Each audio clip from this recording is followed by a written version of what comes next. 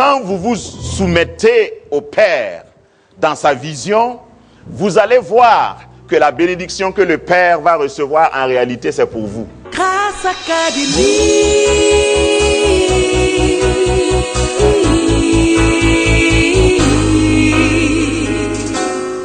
Que la lumière reçoit. Que ta lumière reçoit. Que la lumière reçoit. Il y a une étape où aussi les miracles. Il y a une autre étape où on décide de connaître le Dieu de miracle. Et c'est ma détermination. Est-ce que tu connais l'auteur du miracle dans ta vie? Parce que quand tu connais cet auteur, le jour même qu'il ne fait pas de miracle, tu es calme. L'ordre divin, nous avons établi déjà que toute chose a une source. Et Dieu ne bénit pas au hasard, Dieu ne travaille pas au hasard. Le ciel lui-même est ordonné, Dieu est ordonné, Dieu le Père, Dieu le Fils, Dieu le Saint-Esprit sont trois personnages distincts, mais qui travaillent selon un ordre donné. Tout dans la vie est ordonné, la création est ordonnée. Avant de créer toute chose, Dieu a créé la lumière. Avant de créer une chose, Dieu crée d'abord sa source. Parce qu'il voulait créer l'homme, il a créé le jardin d'Éden. Parce qu'il voulait créer l'humanité, il a créé un homme. Et j'aime rappeler que il était célibataire. Que les célibataires fassent du bruit. Voilà. Le monde a commencé par un célibataire, donc ne pleure pas ton célibat comme si c'était une calamité. Le monde commence par des vrais hommes qui connaissent leurs responsabilités, qui s'assument.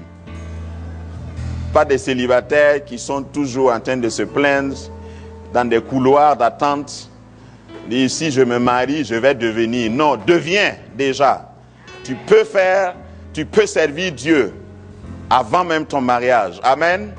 Donc avant de créer les arbres, Dieu a créé le sol, la terre. L'arbre ne peut pas se déraciner. Et s'il se déracine, il ne peut pas se manifester. Pour que tu manifestes la gloire de Dieu, il faut que tu connaisses ta source et que tu t'attaches à ta source. Pour qu'un enfant grandisse, d'abord pour qu'il vienne au monde, il faut qu'il passe par ses parents. Et le mot père veut dire source, Abba. Et tu as un père. Toute chose, toute personne est sortie d'une famille. Dans l'introduction, je disais que si on pouvait résoudre le problème des familles, des foyers, on peut résoudre le problème de la nation. C'est pourquoi il faut, selon cet ordre que Dieu a établi, reconnaître ce que tu dois reconnaître. Nous avons tablé notre méditation sur le fait qu'il y a 5 types de parents. Ça, c'est un rappel. 5 types de parents. Tu as des parents biologiques, vous pouvez peut-être trouver d'autres parents sur la liste, elle n'est pas exhaustive. Vous avez des parents biologiques, vous avez des parents adoptifs, et vous avez des parents spirituels, vous avez des parents dans la foi, et vous avez des mentors qui sont aussi comme des parents. Les mentors sont ceux qui prennent souvent la relève. Lorsque tes parents ont fini d'assurer et de te donner ce qu'ils peuvent te donner. Tout ce que tu as, tu n'as pas reçu de tes parents. Donc il faut reconnaître qu'à un moment donné dans ta vie, tu as besoin de mentors. Ceux qui réussissent ont toujours eu des mentors. Que ce soit dans le monde politique, que ce soit dans le monde sportif, que ce soit dans le monde artistique, que ce soit dans le ministère, il faut avoir un mentor. Quelqu'un qui te pousse, quelqu'un qui te propulse, quelqu'un qui te défie, quelqu'un qui te challenge pour que tu ailles plus loin que tes limites. Il y a des gens dont on parle d'eux en disant ils ont battu leur propre record. Si tu n'as pas de mentor, tu n'as pas d'entraîneur, tu ne peux pas battre ton propre record. Tu es obligé de rester là et quelqu'un d'autre vient te supplanter. Que quelqu'un dise Amen si vous me suivez. Donc toute chose a une source et il faut partir de sa source pour se manifester. Il faut s'attacher à sa source pour se manifester. Nous allons voir aujourd'hui quels sont les bénéfices ou les résultats de l'obéissance à cet aliment, à cet ordre divin. Quels sont les bénéfices ou les résultats lorsqu'on, par exemple pour les enfants, Dieu dira « Honore ton père et ta mère » afin de vivre heureux ou de vivre longtemps sur la terre. Quels sont les bénéfices pour les autres aspects que nous avons couverts jusqu'à présent? Et je vous rappelle que c'est la conclusion. Les bénéfices qui découlent de l'observation ou de l'obéissance à l'ordre divin. J'ai vu dans la parole de Dieu, en parcourant la Bible, j'ai recensé 7 exemples, 7, le chiffre 7, de personnes qui ont obéi à cet ordre et qui ont vu, qui ont eu des résultats. Amen. Si nous ne sommes pas en alignement avec cet ordre, il y a des bénédictions que nous n'allons pas recevoir, que nous n'allons pas avoir. Sur la liste de ces 7 exemples, il y a Abraham. Connaissez Abraham? Levez la main si vous le connaissez. Abraham est appelé dans la Bible le père de la foi. Et Abraham a choisi de croire en Dieu. Il a cru en Dieu malgré tout. Il est resté avec Dieu. Il a marché avec Dieu. Quand personne ne marchait avec Dieu, Abraham a décidé de marcher avec Dieu.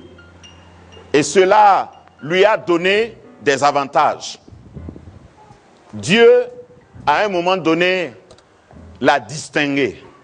Vous savez bien qu'Abraham a fait des erreurs, a commis des erreurs, si vous voulez.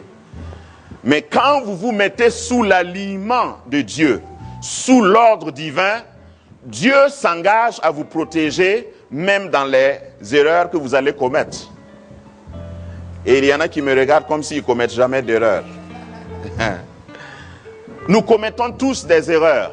Mais le secret d'Abraham était qu'il était en alignement avec Dieu. Tout ce que Dieu lui demandait de faire, il le faisait. Obéissance à son Père divin. Dieu, au début, dans Genèse chapitre 12, a appelé Abraham et a dit « Va-t'en de ton pays, sors de ta patrie, de la maison de ton père, et va. » Et Abraham n'a pas demandé où je dois aller. Il est sorti. La Bible dit que Abraham est sorti. Sans adresse. Il a commencé à marcher. Ça, c'est une obéissance exemplaire. C'est pourquoi, quand il va mentir plus tard, en disant par exemple que Sarah, sa femme, était sa sœur, Dieu va quand même... C'était un mensonge, oui ou non? Il a menti. Il y en a qui ont peur de dire oui, parce que comme Abraham est au ciel maintenant, il peut faire descendre la foudre sur... Non.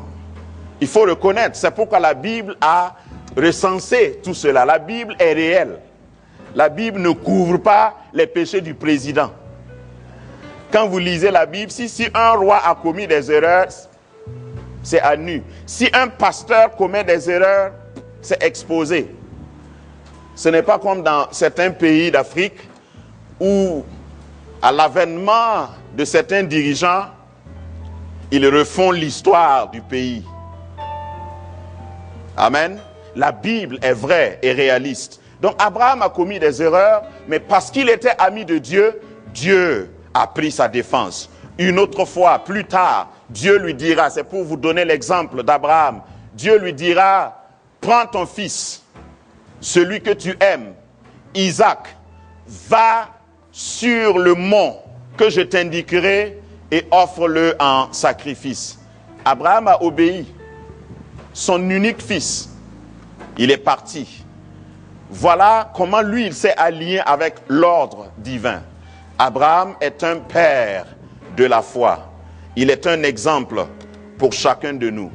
Dans Romains chapitre 4, verset 16, nous voyons comment Dieu, à travers l'apôtre Paul, Dieu parlait d'Abraham. Il dit, c'est pourquoi les héritiers le sont par la foi, pour que ce soit par grâce, afin que la promesse soit assurée à toute la postérité, non seulement celle qui est sous la loi, mais aussi celle qui a la foi d'Abraham, notre Père à tous, selon qu'il est écrit, etc.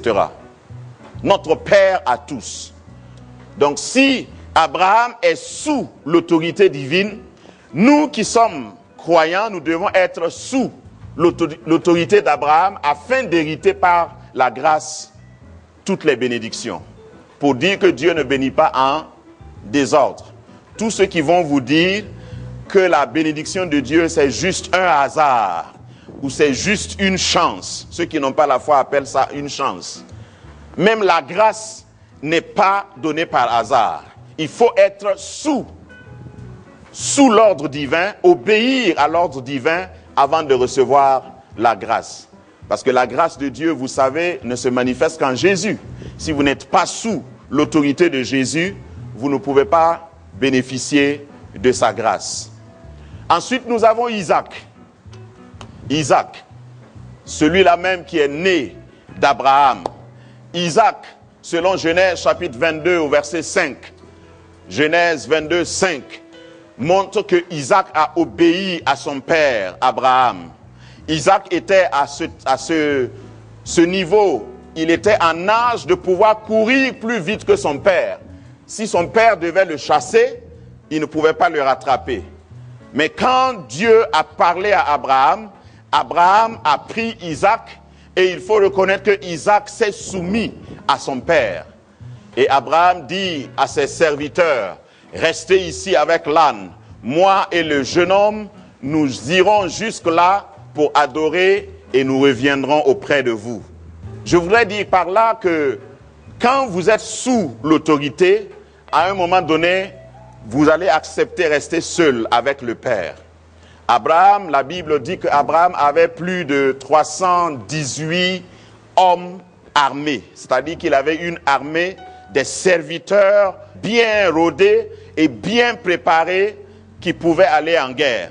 318 environ dans sa cour. On peut même les appeler les gardes-corps d'Abraham. Toi, tu as combien? Demande à ton voisin, tu as combien de gardes-corps? Lui, il en avait 300 et quelques. Lui seul. Donc, vous pouvez imaginer comment était sa cour. Là où il résidait. Donc, Dieu lui donne un ordre. Il sort pour aller exécuter l'ordre. Donc, il prend quelques serviteurs avec lui pour aller. Et arrivé à un niveau, il dit à tous ses serviteurs, restez ici. Moi et mon fils, nous allons aller. Vous savez, il y a des fils et il y a des serviteurs. Quelle que soit la qualité des serviteurs, les serviteurs ne peuvent pas hériter. Les serviteurs ne peuvent pas aller jusqu'au bout avec le Père. Il n'y a que les fils qui vont jusqu'au bout. Grâce Académie, une vision, une plateforme, un cadre d'expression et d'épanouissement pour tout l'homme.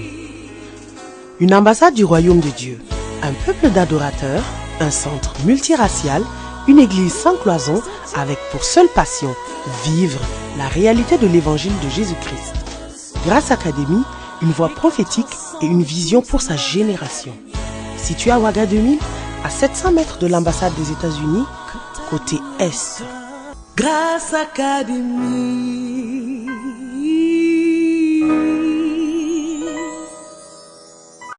Verset 6, il dit, Abraham prit le bois pour l'holocauste, le chargea sur son fils Isaac et porta dans sa main le feu et le couteau.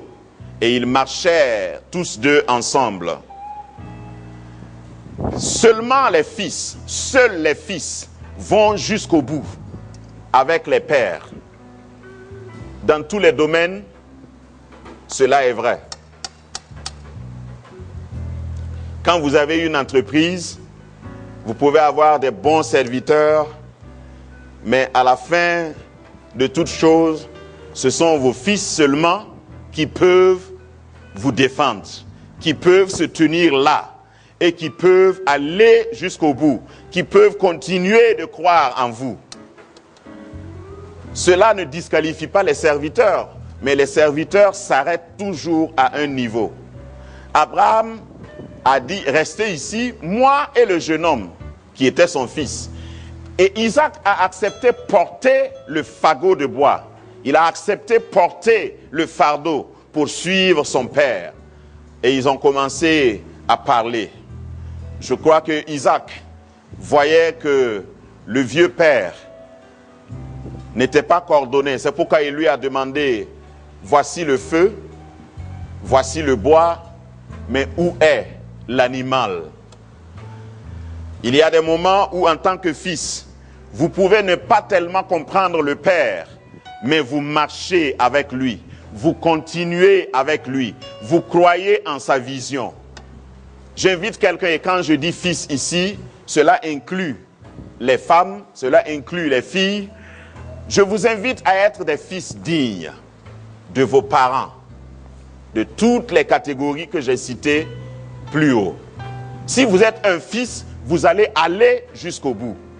Même dans des moments où vous ne connaissez pas, vous ne comprenez pas vraiment la vision du Père. S'il dit allons-y, vous allez aller. Amen. Que Dieu fasse de toi un fils. Que Dieu fasse de toi un digne fils. Parce que vous voyez, quand vous vous soumettez au Père dans sa vision, vous allez voir que la bénédiction que le Père va recevoir en réalité, c'est pour vous. C'est pour Isaac que Dieu a béni Abraham. Mais si il sortait de cette couverture, il n'allait pas recevoir cette bénédiction. Nous avançons rapidement. Nous voyons ensuite Joseph. Joseph, j'aime parler de lui. C'est un de mes personnages préférés dans la parole de Dieu.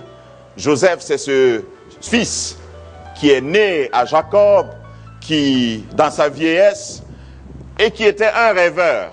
Dis à ton voisin, je rêve souvent. Tout dépend de ce que tu rêves. Non, de quoi tu rêves, je veux dire. Tous les rêves ne sont pas à raconter en public. Joseph a fait des rêves. Ce que je veux faire ressortir dans la vie de Joseph, c'est que Joseph, à un moment donné, quoi qu'il soit le dernier, le plus petit, il était aimé par son père. Ne commencez pas tout de suite à juger le vieux papa de Joseph, parce que je sais que Joseph devait avoir un bon caractère. C'est pourquoi son père l'aimait. Et son père lui a donné un manteau de plusieurs couleurs.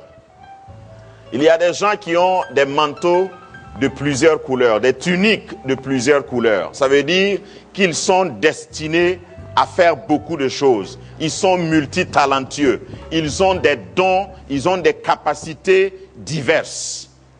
C'est ça le manteau.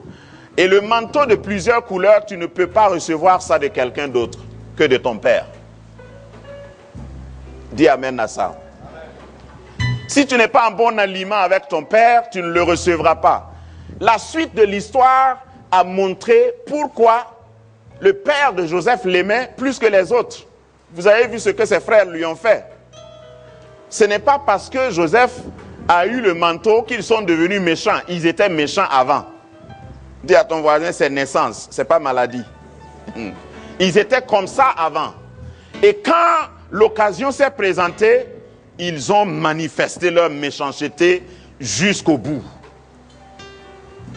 Ah, c'est toi le rêveur, on va voir. Je voudrais dire à quelqu'un de ne pas se décourager. Si vous avez un manteau de plusieurs couleurs, vous allez attirer des terroristes, des snipers. Si votre manteau est éclatant de plusieurs couleurs, il y a des gens qui vont se cacher dans l'ombre pour viser votre tête. Mais même s'ils réussissent à vous faire descendre dans un puits ou dans une prison, vous allez finir au palais. Ils ne peuvent rien contre vous. Il était en bon aliment avec son père. Il avait la couverture spirituelle de son père. Donc même dans le danger, Dieu l'a défendu. Même s'il faut envoyer des Amalécites, des passants, des étrangers, il y a quelqu'un ici qu'un étranger va venir sauver. Ta famille va te mettre en prison, va te mettre dans un puits, mais à cause du manteau du Père qui est sur toi, Dieu va se souvenir de sa promesse. Et je voudrais aussi souligner que tous les frères de Joseph, ils étaient 11, hein, aucun n'a eu un songe. Comme Joseph, je veux dire. Peut-être qu'ils avaient des cauchemars, parce que, voilà, il n'y a pas de nuit sans sommeil, nous disent les psychologues. Enfin, il n'y a pas de sommeil sans rêve, ce que je voulais dire. Il n'y a pas de sommeil sans rêve. D'après que nous rêvons tous pendant notre sommeil, notre subconscient, notre cerveau, la partie de notre cerveau qu'on appelle subconscient est toujours en activité, mais on ne se réveille pas en se souvenant toujours de ce de quoi nous avons rêvé. Il y a des gens qui rêvent, bon, et leur rêve là est motivé simplement par ce qu'ils ont mangé avant de dormir. Ça aussi, c'est des rêves. Mais les rêves qui ont un sens, tu ne peux pas les avoir si tu n'as pas reçu un manteau. Les rêves qui ont à voir avec ta destinée glorieuse, si tu n'as pas la couverture spirituelle, si tu n'as pas un manteau de ton Père, tu ne peux pas avoir des rêves qui t'élèvent au-dessus des autres. Tous tes rêves, tu vas peut-être rêver, trouver qu'il y a un chat noir qui te chasse. Il y a des gens, toutes les nuits, ils rêvent d'un chien noir, d'un bouc noir. Ça, ce n'est pas des rêves venant du Seigneur. Pour avoir des rêves qui te poussent le matin à réunir la famille et à en parler, il faut que tu sois couvert par le manteau. Oh, lutte, fais tout pour que quelqu'un ne prenne pas ton manteau. Parce qu'il y a un manteau de la part du Seigneur pour chacun de vous, pour chacun de nous. Mais pour avoir ce manteau, tout dépend de toi. Si tu n'es pas dans l'alignement, dans l'ordre divin, tu n'auras pas ce manteau. Amen. Et l'héritage vient toujours des pères. Vous ne pouvez pas hériter d'un ami. Il y a des gens qui se vantent, ah, moi j'ai beaucoup d'amis. Même sur le plan spirituel, il y en a qui vont dire, oh, moi parmi mes amis, j'ai beaucoup de pasteurs. J'ai beaucoup de pasteurs qui sont mes amis. Je suis connu dans plusieurs églises. C'est bien. Mais tu ne peux pas hériter d'un père spirituel sous lequel tu n'es pas soumis. Ce n'est pas possible. Parce qu'il faut savoir qu'il y a des héritages spirituels. Il y a un héritage spirituel. Et quand tu veux hériter, il faut te mettre dans l'ordre divin. Il faut être en alignement. Parce que tous tes frères, tous tes amis vont hériter de leur père. Mais ils ne vont pas partager leur héritage avec vous. Avec toi, je veux dire. Donc il faut se mettre en bon alignement. Il faut être en accord avec son père pour recevoir le manteau de plusieurs couleurs. Je te vois déjà porter ton manteau. Je te vois même essayer ton manteau pour voir. Et je te vois sortir avec ton manteau et les gens automatiquement vont t'envier. Parce qu'un manteau de plusieurs couleurs ne peut pas être caché, ne passe pas inaperçu, ne passe pas sans qu'on en parle. Donc garde ton manteau, porte ton manteau fièrement. Ensuite, il y a Élisée. Élisée a suivi Élie. La parole de Dieu nous dit, dans 2 Rois chapitre 2, au verset 2, qu'Élisée suivait Élie et il versait l'eau sur les mains d'Élie. Quelle humilité! Il y a des gens qui veulent prendre la place des autres ou de leurs supérieurs ou de leurs parents avant le temps. Ce n'est pas possible. Quand tu te mets sous l'ordre divin, sous l'autorité qui est au-dessus de toi, ton jour va venir, ton temps va venir, ton tour va venir. Donc Élisée est devenu un grand prophète. Il a eu la double portion qui était sur Élie parce qu'il a suivi. Il était sous cette couverture de son père spirituel qui était Élie, ce grand prophète. 2 Rois chapitre 3 verset 11. Nous voyons dans tout le chapitre 3 comment le papa d'Élisée lui disait souvent ou lui suggérait, mais reste ici. C'est pas la peine de te fatiguer. Tu peux rester là. Tous les autres sont restés. Rappelez-vous qu'il y avait une école de prophètes à l'époque d'Élie. Et les fils des prophètes, c'est-à-dire les élèves prophètes, tous ont abandonné Élie, le prophète majeur, l'enseignant, le patron, sauf Élisée.